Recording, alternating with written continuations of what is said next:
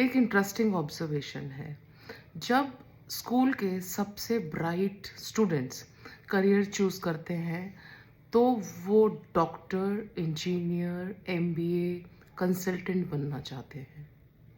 लेकिन एक सवाल उठता है, why is teaching not attracting top talent any more? क्या टीचिंग एक लेस इम्पॉर्टेंट प्रोफेशन है?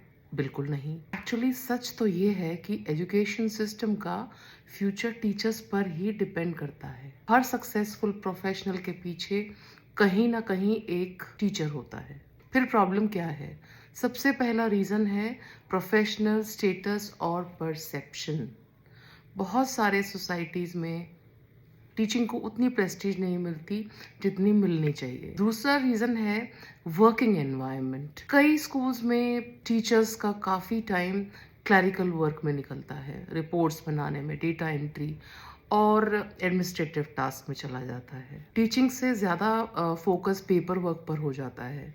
जब एक प्रोफेशन में क्रिएटिविटी और इंटेलेक्चुअल एंगेजमेंट कम हो जाए, तो नेचुरली टैलेंटेड ग्रेजुएट्स उस प्रोफेशन की तरफ अट्रैक्ट नहीं होते और ना ही होंगे।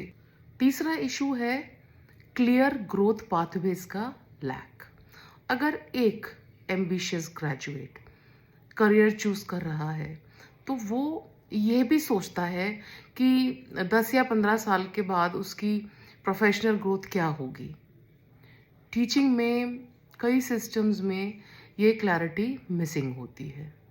अक्सर हमें देखते हैं कि ये कहीं होता नहीं है, लेकिन ये भी सच है जहाँ स्कूल्स स्ट्रॉन्ग एकेडमिक सिस्टम्स बनाते हैं, जहाँ टीचर्स को रिस्पेक्ट, ऑटोनॉमी और प्रोफेशनल डेवलपमेंट मिलता है, वहाँ टीचिंग एक एक्सट्रीमली पावरफुल करियर बन जाता है। इसलिए शायद हमें सवाल थोड़ा चेंज करना चाहिए।